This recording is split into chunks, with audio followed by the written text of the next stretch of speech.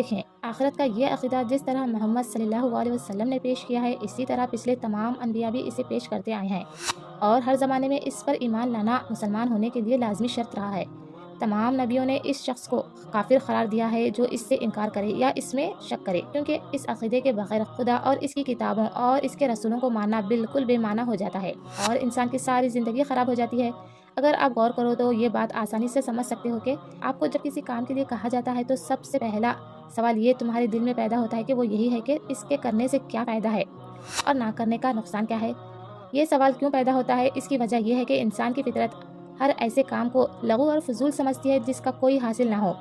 آپ کسی ایسے فعال پر کبھی آمدہ نہ ہوں گے جس کے متعلق آپ کو یہ یقین ہو کہ اس سے کوئی فائدہ نہیں، اور اسی طرح آپ کسی ایسی چیز سے پرہیز کرنا بھی قبول نہ کرو گے جس کے متعلق آپ کو یہ یقین ہو کہ اس سے کوئی نقصان نہیں۔ یہی حال شک کا بھی ہے۔ جس کام کا فائدہ مشکوک ہو، اس میں ہمارا جی ہرگز نہ لگے، اور جس کام کے نقصان دہ ہونے میں شک ہو، اس سے بچنے کی بھی ہم کوئی خاص کوشش نہ کریں گے۔ دیکھو، وہ آگ میں کیوں ہاتھ ڈال دیتے ہیں؟ اس لیے نہ کہ اس کو اس بات کا یقین نہیں ہے کہ آگ جلانے والی چیز ہے، اور وہ پڑھنے سے کیوں بھاگتے ہیں؟ اسی وجہ سے نہ کہ جو کچھ فائدے ان کے بڑے انہیں سمجھانے کی کوشش کرتے ہیں وہ ان کے دل کو نہیں لگتے۔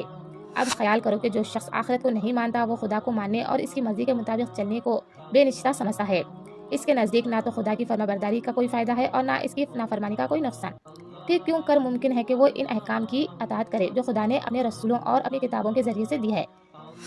اگر اس نے خدا کو مان بھی لیا تو ایسا ماننا بالکل بیکار ہوگا، کیونکہ وہ خدا کے قانون کی اطاعت نہ کرے گا اور اس کی مرضی کے مطابق نہ چلے گا۔ لیکن یہ معاملہ یہیں تک نہیں رہتا۔ آپ اور زیادہ غور کرو گے تو آپ کو معلوم ہوگا کہ آخرت کا انکار یا اقرار کرنے کی زندگی میں فیصلہ کیا اثر رکھتا ہے۔